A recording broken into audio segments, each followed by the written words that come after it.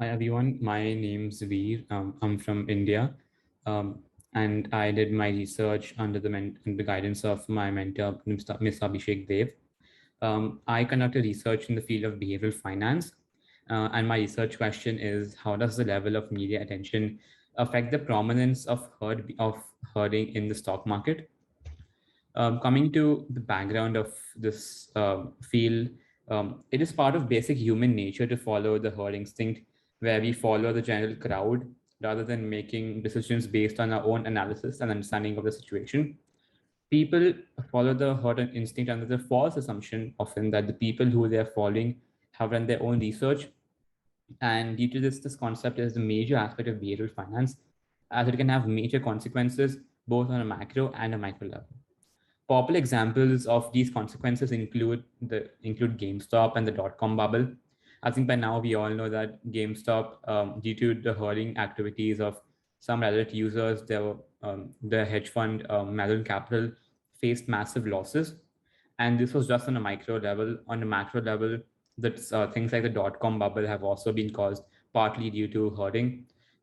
Basically, the dot-com bubble, as you all know, it was the surge in the technology industry in the US in the 1990s, and due to the massive investments that went into the tech equity, there was exponential growth in this market, and the consequences of this was slight market crashes in the early 2000s. Um, Coming to previous research involving media attention in specific and herd behavior, previous research has only looked at an analysts and how they're affected by media coverage, but not investors as a whole.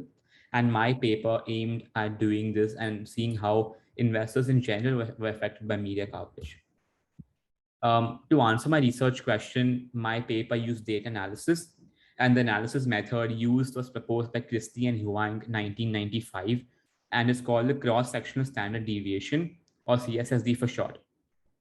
Basically, this value is found by calculating the average deviation of market returns of a sample of stocks from a market indicator. My paper used the S&P 500 index as a measure of as a market indicator. The format for CSSD is given over here in the presentation, and I'll just summarize it for you. R subscript I over here refers to the share return for a particular stock of a firm I, and R bar refers to the market return over here, the S&P 500 return is over here, and N refers to the sample size. The logic behind calculating this value is that if herding is taking place, then CSSD decreases during market volatility. But if the market is being rational, then this value will increase during market movements. And the logic behind this is that because CSSD in simple language calculates how much the share return of individual stocks differs from the share return of the market as a whole, if people herd and go according to what the market is doing, then the share returns of individual stocks should coincide with the share returns with the returns of the overall market. And due to this, we can look at how CSSD increases or decreases and comment on whether or not herding is prominent.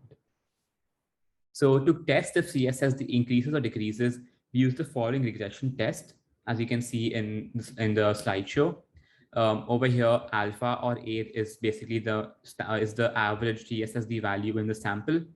Up subscript T is equal to 1 if the market return on particular day T lies in the upper extreme of the return distribution. Basically, it is to get this value into the picture if the market return on a particular day is in the upper extreme, or if there's positive extreme market movement.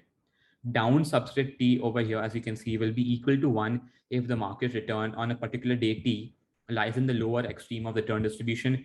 Basically, getting this into picture only if there's extreme negative movement on the market, and the coefficients B1 and B2 tell you whether or not CSSD is increasing or decreasing. If these coefficients are positive, then that means CSSD is increasing. If they're negative, then it's the other way around. To classify stocks based on media coverage and to potentially answer my research question, this paper used the Capital IQ database. And basically, to classify the stocks, I used the total number of news articles written on each of these stocks since 2015. And just to clarify, the sample of stocks is taken randomly from across the world. So as you can see, this slide presents the findings of my research paper. The right-hand side presents a table which summarizes the results of all the regression tests that I conducted from 2015 to 2020 and provides a relevant significance values as well. In short, the results successfully verify my research hypothesis, as in the regression tests conducted show that generally hoarding behavior is more prominent for stocks that have higher media coverage around them than for those stocks that do not have a lot of media attention around them. Another important finding was that hoarding was more prominent during downward market volatility than positive market movement. A possible explanation for this is that people are more likely to be pulled into panic selling during negative market movement and market crashes compared to panic buying when the market is doing well. And yeah, based on these results, future research could look at this aspect of why hoarding is more common during market crashes. So that was a brief summary of my research and what my findings were. And I really hope you enjoyed listening to this presentation. Yeah, thank you.